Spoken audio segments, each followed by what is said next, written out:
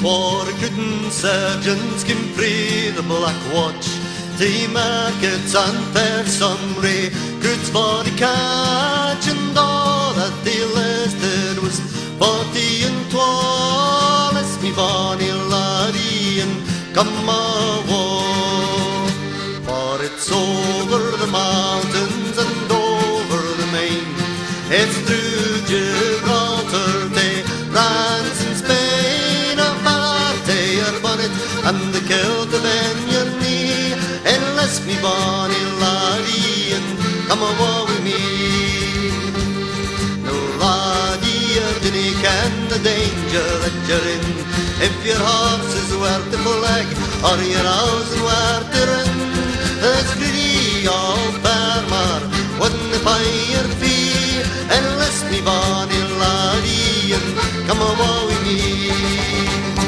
For it's over the mountains and over the main, it's through Gibraltar to France and Spain, a party your bonnet and the kilt of in your knee, unless me bonny laddie and come awa' with me.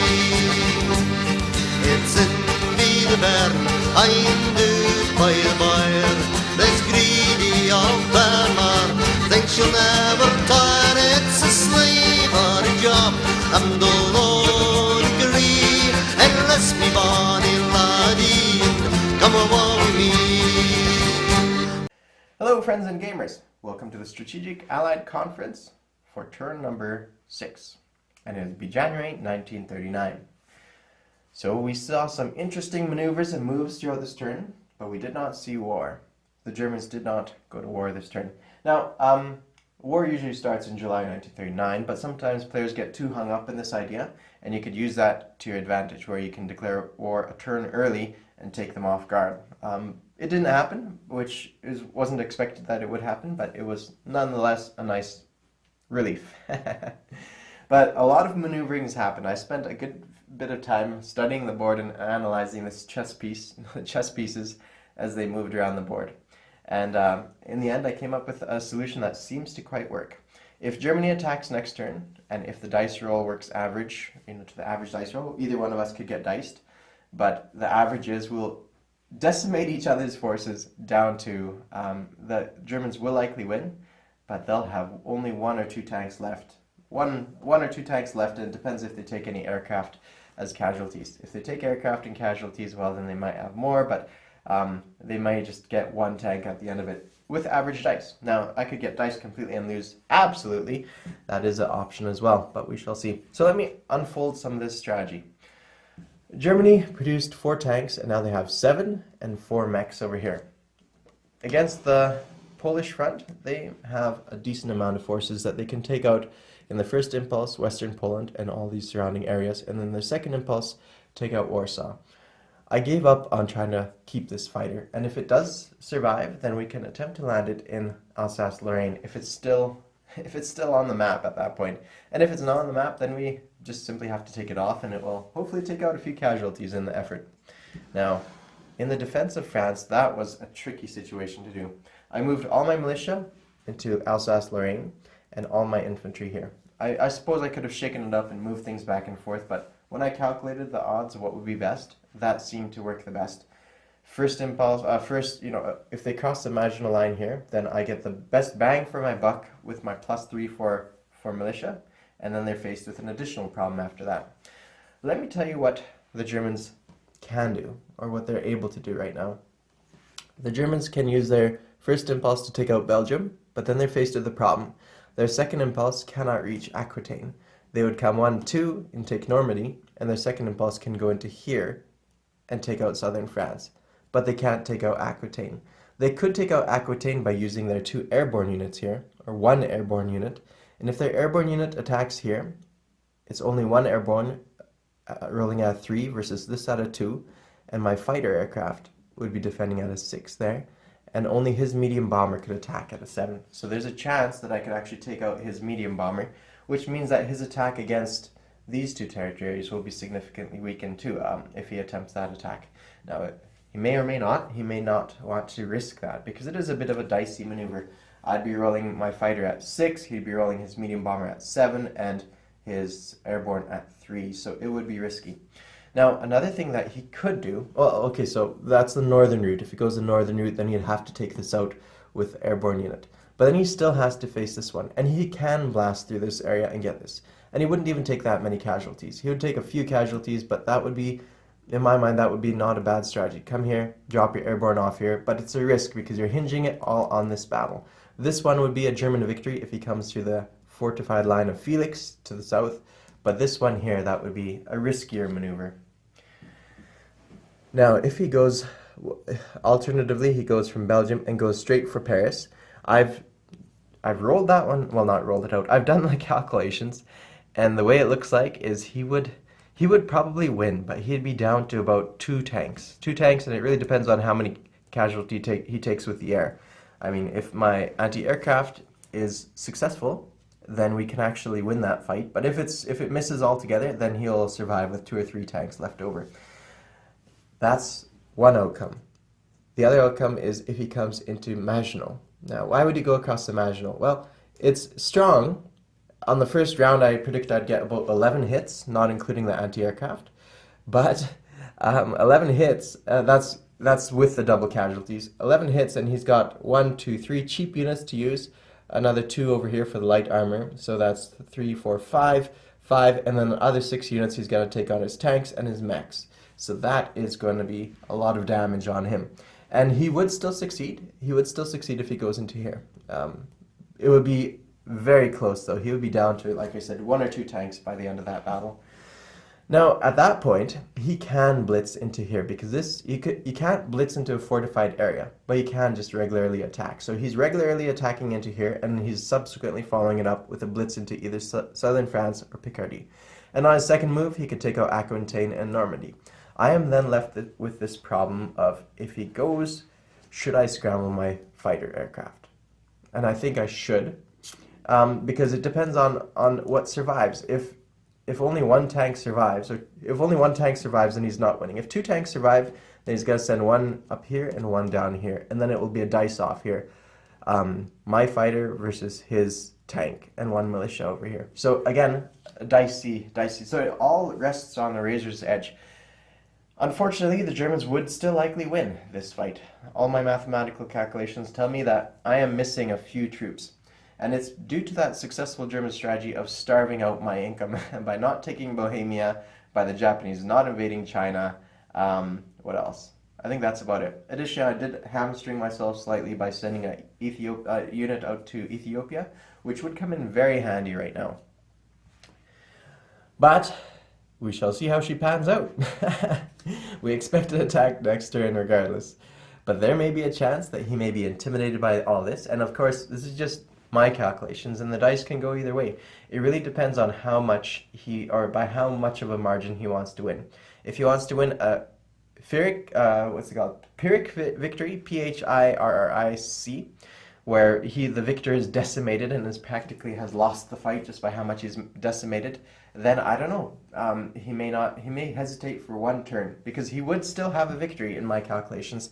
It would just be a very costly victory. And then he has to also concern himself with the subsequent follow-up by the Allied forces. If the Allied forces make a landing somewhere, I mean, if it becomes Vichy France, then it's a different story, which means that I may actually reposition my British forces at this turn. I'll get into why I position them where they are now later on.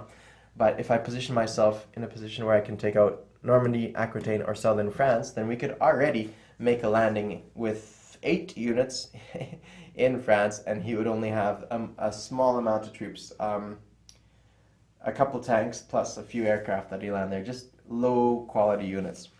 So that is an option for him. So that's if he went the northern route, of course. If he went here, he could blitz into this area. Oh, sorry, I think I was covering the southern route. He could come into here.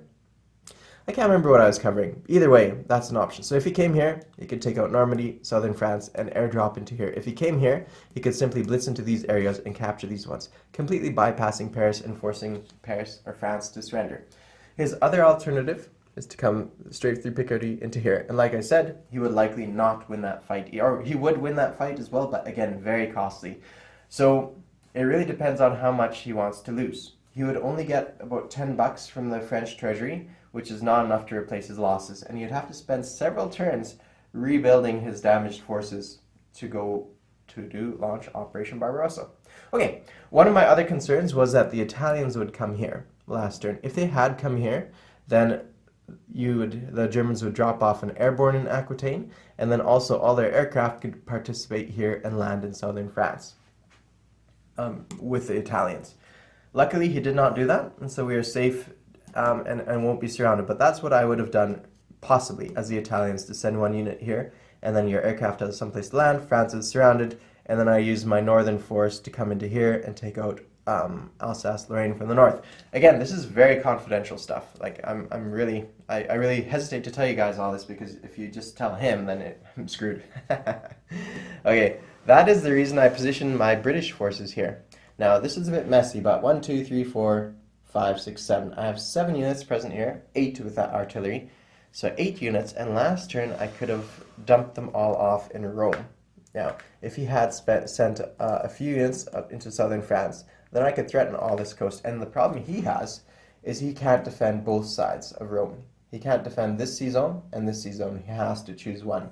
So I could completely bypass his fleet, land my fleet here, and capture Rome, theoretically, plus with all my aircraft. So I have in range, this medium bomber can hit his ships, this fighter can hit his land forces, and I also have my strategic bomber here that could hit Rome, as well as my airborne unit that could also be landed in Rome. So I have altogether, what would it be, 11 units that could have landed in Rome.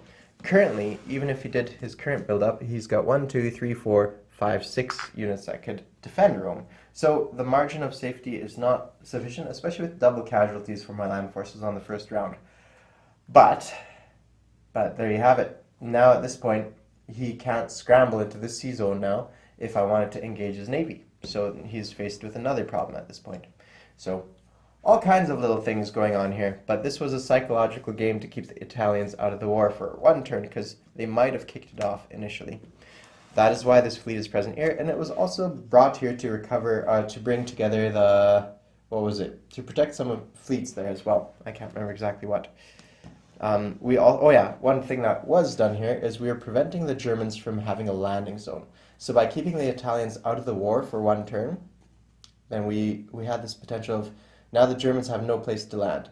If they go and try to land here, well, they can't now because there's plenty of fleet over here, but they really have no place to land except in Italy. So next turn, if Germany declares war on France and Italy at the same time declares war on France, then these German units can non-combat into Italian territory. So that would work, and but they can't land in any French territory. They can't land here because I have this French fleet. That's what that fleet is protecting, is these areas. The British fleet here is protecting this coast, and that's why I placed a militia here in Cyprus to protect that. So the Italians have to go to war next turn, or the Germans risk losing this fleet. Now the Germans do have one option, and that is to send that transport fleet out of Gibraltar to here, somewhere. And if they come out here, then they can of course land in Morocco. But that's a different story, and that transport will be outside of the Mediterranean, and we don't need to worry about it as much anymore. Now, the French fleet over here as well can also take the attacks of 1, 2, 3, 4 submarines to this position. So 4 submarines can attack here. I only have 4 units defending, and if the Italians declare war at the same time, so then, but that's also a positive, because subs are notoriously hard to get rid of. So if I take out 3 subs out of this, I'm happy with that, and the Germans land here. And now I thought, one thing as well that crossed my mind is that the first combat impulse has to happen at the same time. So that means this Navy ships has to drop off on the first round. They can't capitulate France on the first round of impulses, so that this fleet will survive to engage the transport, or to deal with the transport. So the transport has to come into the sea zone, whatever it is, the one with the Italian fleet in it. That is that mathematical equation as to why I did that. So the Italians, I predict they will go to war next turn, and they will launch an attack here to defeat this force to drop off the transport, or they will simply drop off the transport, or the transport will come here and drop off somewhere in Italy, which serves, I'm happy with that. I don't mind, as long as they didn't land in some of my territories that are hard to capture, recapture. Okay, now you saw that I moved my fleet from Sea Zone 25 to this position and then reinforced it. The reason being is there was no way I could have picked up that Polish fighter if the Germans decided to go after Poland, and so I was also in a very exposed position over here. So I decided to retreat to this position, but this position here, I could not get there with my coastal defense ship.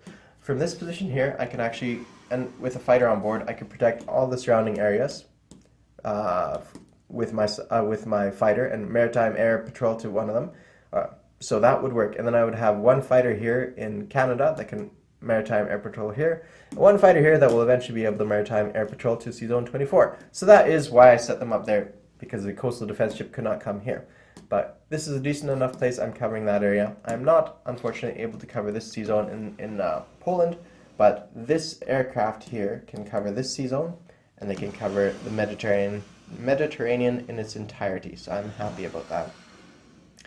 Okay, that covers why that fleet is in this position. It's also sufficiently strong to, well, to hold out from an attack of all the German subs, plus the fleet that can be hit from here. It's still functioning as a bit of a bait fleet. I actually want the Germans to attack this fleet, and I hope they do, because it helps me get rid of all their subs instead of me chasing after them trying to get rid of them. So they likely won't, because subs are quite valuable in that regards, to keep and wheedle away at the income of the English, or the British, or the Allies at the very least. So I'm hoping that fleet gets hit, and if it does, well, I will happily take any losses if it means getting rid of their submarines. Yeah, I think that covers that nicely. So the French fleet here also serves as a bit of a buffer from attack. So one of the risks that could happen is the Germans will send all their submarines to attack this position. And if they do, they might be able to win and drop off their transport in southern France on the first impulse, and on the second impulse, assist in the attack of Paris. But battleships are quite valuable, and Germany is also looking at switching them to Vichy if at all possible, or sinking them for free. So they may not even attack that, because they don't want to sink them. They want to keep them for their own uses later on. So if they come here and wipe them out, and the Germans lose a few submarines in the process, then I'm happy with that. That's okay by me. And if I happen to, well, yeah, you get the idea behind that one. I don't think I need to explain it. The French fleet serves as a bit of a buffer between Axis ambitions, because they wanna capture stuff. They want to capture those ships as well. They don't necessarily want to engage them if they can avoid it. Okay, that covers France. That covers England. It covers our seas. It covers this aircraft here and its ability to land anywhere. Let me quickly touch on what we can do with our transport fleet. If the Italians don't go to war and France is attacked but not captured in the next turn, then we could drop off our British forces here and our airborne unit anywhere we want to in either one of these territories. And our aircraft can land into these territories too. So I can pull from different regions, from London, from this sea zone, from down here, and over here. I could pull 4 fighters and one tactical bomber, 1 medium bomber. And they don't defend at a high rate, they defend at a 4, but I can bring 4, 5, 6. I can bring 6 aircraft to land anywhere here, which is going to be a nice difference, a nice combat multiplier. Plus 8 infantry here is nothing to cough at, and that prevents that area from being completely encircled. In fact, I could even pull this fellow off here at that point and send one across to here. I could also lend lease from Britain or from other nations a fighter to this position, and so they can scramble to these areas. So my fighters can land here, my airborne can land here, and that way my aircraft can scramble from here to here, and these aircraft can scramble also to these 2 positions as well if I have additional ones to deposit here. So that is the whole idea with that. Now, I don't predict France will survive an additional turn, but we never know. There is a chance that they can. Okay, I've begun some escort convoy defense here with this ship. Now, this ship is pretty cheap. They cost, what do they cost to replace? $5 to replace, so pretty affordable.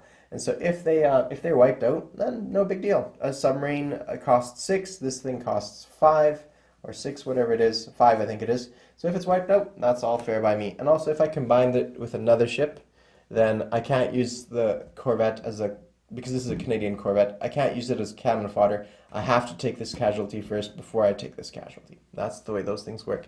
They're cheap, but they're kind of useless in a fleet action. Lastly, this submarine here is to prevent the Germans declaring war against the Peloponnese and dropping off the transport here in Crete. That is one of the ideas behind that, because they may do that because there's nothing that the Greece can do, and they wouldn't mind dropping these off, especially if Italy's going to stay out of the war for another turn. They want to deposit these somewhere in the Mediterranean. Okay. All right, this fleet here can engage with the other fleet in the Mediterranean and can reach all the way up to the Italian fleet there. So if we attack them next turn, we can hit them with a huge amount of forces. We can hit them with 6 destroyers, 3 light cruisers, 3 heavy cruisers, 1 battle cruiser, 3 battleships, and 1 submarine against their 2 battleships, 2 heavy cruisers, 1 light cruiser, 3 destroyers, 1 torpedo boat destroyer, and 3 submarines. For 5 submarines, let's say, perhaps if they moved at that point, but they can't actually. So yeah, it'd be a huge force that can engage them there, and I don't know. I think it's it's definitely an option. All right, that's it for that fleet. Now this here, I had to change things up last minute. Oh, so I had planned on invading Iran last turn with using the money that we got from France. So on the very last combat round before France surrendered, I was going to use that money to declare war on Iran. Somebody pointed out to me that if Iran becomes Axis, then Iraq would also become Axis. So in that one stroke of spending $10, I would get $5 here. $5, and then plus I still get, regardless if this is neutral or Allied controlled, I'd get $2 income from these places. So this is worth $7 to me per turn. That's not that bad. I would have, I lose a bit of money there in the attack of it, and it would go over to, it wouldn't go over to Germany. So that's a nice bonus, but the Germans would gain 1, 2, 3, 4, 5, 6, 7, 8, 9. They would get $9. So instead of gaining $10, they'd only get $9 because they get a wartime bonus if they control both these territories. So that's not a big enough difference. And then if I attack here, well, first of all, I have to maneuver troops to this position and all this other stuff. So I did have stuff in position where I could have engaged here. I could have dropped off my Anzac artillery here, plus I could have brought some aircraft here, so I could have easily engaged this one. But economically, it did not make sense. I think I'll hand over that money to the Axis player. This transport here is eventually going to move this fellow over across to here. That is a plan to hold on to Singapore a little bit better. Now, the Chinese are doing something. They're doing a long march. They made agreement with the CCP a few turns ago that the CCP would let them live. The CCP, I don't know if that was wise for the CCP to do, but they seemed to think it was a good idea. And so they agreed that they would let the KMT would surrender all their coastal territories. They would let them evolve to a major power without trouble, and the CCP would let the KMT capture Guangdong and Yunnan. So let's see if they back off their deal for Yunnan. But that was the original plan. They would let me take Yunnan. We shall see. So it was better than just dying piecemeal over here, in my opinion, and at least I could hold out in the mountains, and at least I have a port here to receive Lend-Lease from. So that is something we can utilize. One of the first things we will receive is a marine, and we'll come across to Henan and capture that mountainous jungle territory here. I believe it's mountainous jungle territory for an extra $1. And then hopefully the CCP will vacate this position, and if they don't, we will probably still attack there. Not now, because we're not quite strong enough, but if we did attack there, then we would get $1 from this territory, plus our wartime bonus would add a little bit to that. The CCP is going to mass along this coast, and eventually their plan is to take out, continuously gain money, but priority for them is to strengthen their borders so they're never invaded, possibly threaten the Japanese, but send oodles and oodles of Lend-Lease over to the USSR as soon as they're able to, which they will be very shortly. It really doesn't take that much. I think they're even able to right now, because the USSR can Lend-Lease at any point. And so at this stage, the CCP, all they have to do is build a railway line. Yeah, they could build a railway line and a factory here if they wanted to in Xinjiang. Or they can simply capture something else. They could capture this territory here from Mongolia, build a railway line between those two territories. There's things that they can do to definitely start shipping out that Lend-Lease. And that's what I would do in their position. I wouldn't worry about conquest here. I mean, it would be good because you only need to capture 2 territories, and now you have your entire coast, and so the Japanese would have to do an amphibious assault somewhere to succeed. Mountainous territory is easy to hold. This territory is also worth 1, and it has a minor factory. It's not a bad place to get to. Now, we've also planted the bug in the Japanese ear that if they withdraw from this position, then the CCP will declare war on Japan, and then the CCP will march into here, capture that factory, of course, and that way Japan could go to war against the Chinese without the USA's income increase. But of course, once the CCP takes its territory, especially with their stacks of militia, I don't know if the Japanese will ever capture it back. So I don't know if the Japanese will do that.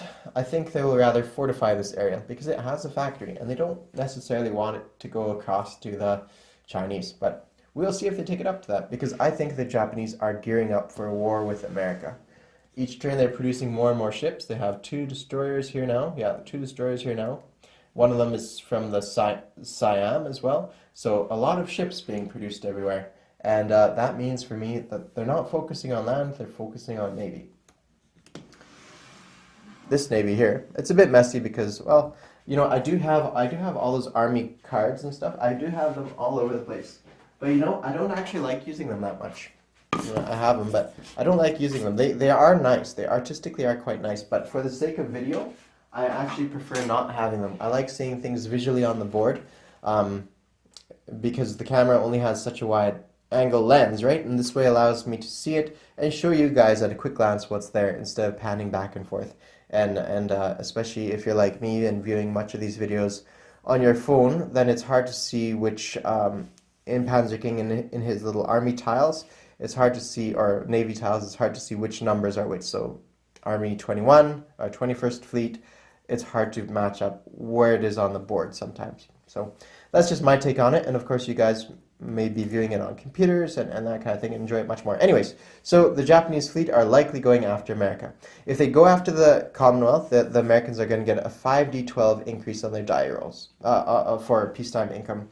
So if the Japanese do go in that direction, they're still not building it up in that direction because they're not building land forces anywhere, which tells me that currently they're aimed at going after the Americans. Now, what they'll likely do is they'll slowly move their fleet over to a position where they can strike. Let me just whip that camera over there.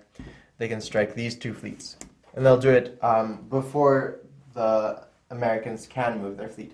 They'll come to a position maybe even as far as, I don't know, somewhere close enough anyways, and wipe out that fleet with substantial amount of forces, with their battleships absorbing a lot of the casualties, plus the submarines as well, and wipe out these 2 fleets. That's what I would do in their position if I was going after America. Now, I don't like going after America to that degree. I think the sea in between is a vast ocean, and it takes several turns to get across. So I always do, I mean, not always do, I change things up all the time, but what I like to emphasize on is stuff that actually returns me income. So these territories. Now, as Japan, you do get money from capturing these territories plus Hawaii plus the Philippines. So it is not strictly true to say that it's pointless and no money coming in from the Pacific Islands. But overall, like going head to head against America, I find the income comes much easier from other parts of the world. So still, 1, 2, 3, 4 bucks there if they capture Hawaii, which doesn't often happen. 5, 6. So they could get $6. I think this is a bonus one too. So 6, 7, 8, and possibly 9, 10 for holding Hawaii. So you do get a bit of money from it, but at what cost, right? At what cost is war waged? I think there's other options too. Instead of doing that, there's the USSR, where America's peacetime income would only go up by 5. There's China, again, income would only go up by 5. And then there's the Commonwealth, which would go up 5d12 for Americans, which averages out to, I think I said 35. And sure, there's lots of money there and not much defense, but at the same time, the cost of that to the Americans, to the Japanese in the American income is too high. So I predict what the Japanese will do is engage China at this stage.